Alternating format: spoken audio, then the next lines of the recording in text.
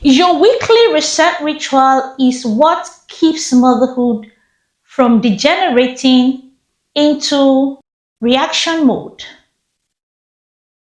I'll tell you something that most mothers experience, but very few have the words to describe or even the intention to address. And there was a time in my life when I was like that. Sunday evenings made me very anxious.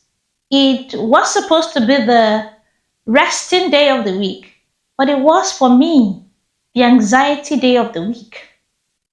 And this was due to one reason.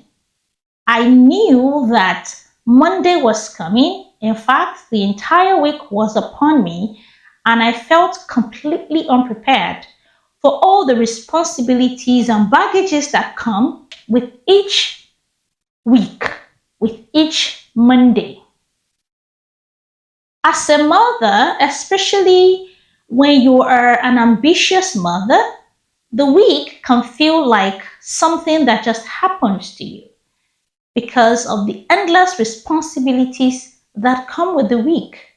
You have school runs, you have work deadlines, you have household responsibilities, and you have endless children needs. And before you realize it, you're already reacting to the week. You feel taken, not in charge, but being controlled by time, by your week. I used to start many of my weeks already tired.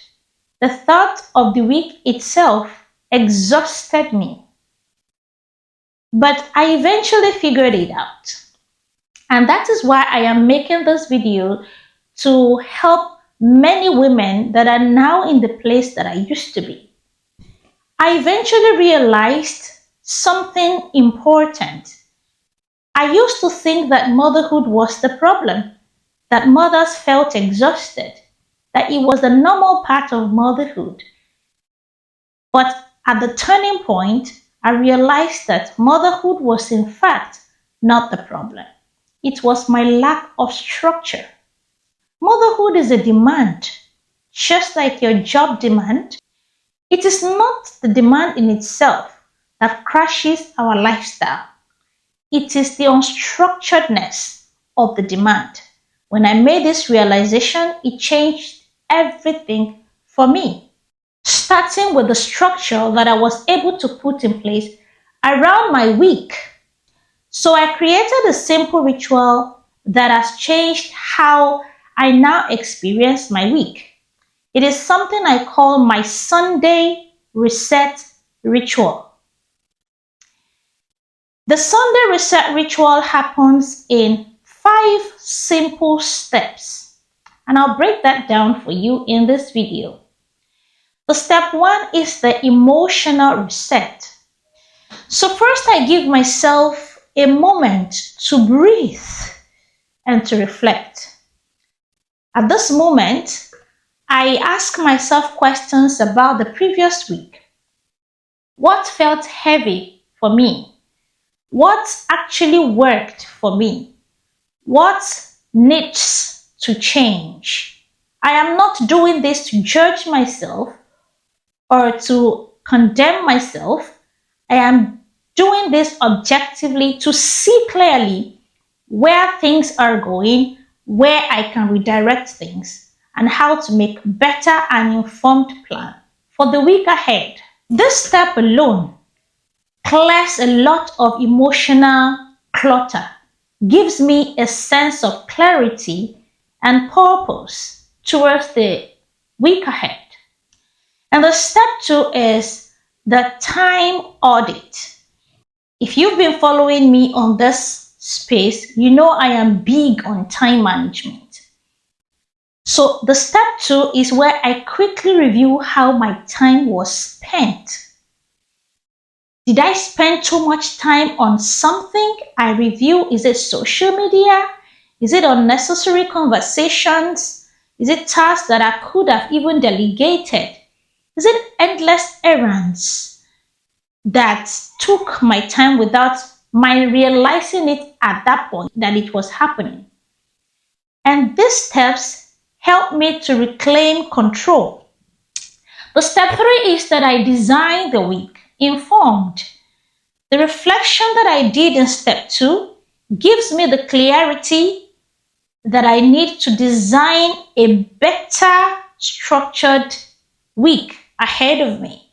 So I use the information and I use the clarity informed by the step 2 to design the step 3. Step 3 is where I design the coming week intentionally. And so this is what I do for the next week. I block time for work. I block time for family. I block time for personal recovery. I block time for household management. This prevents my week from becoming chaotic. It prevents my week from managing me instead of me managing my week. And step 4, household alignment. I call this one synchronizing my household.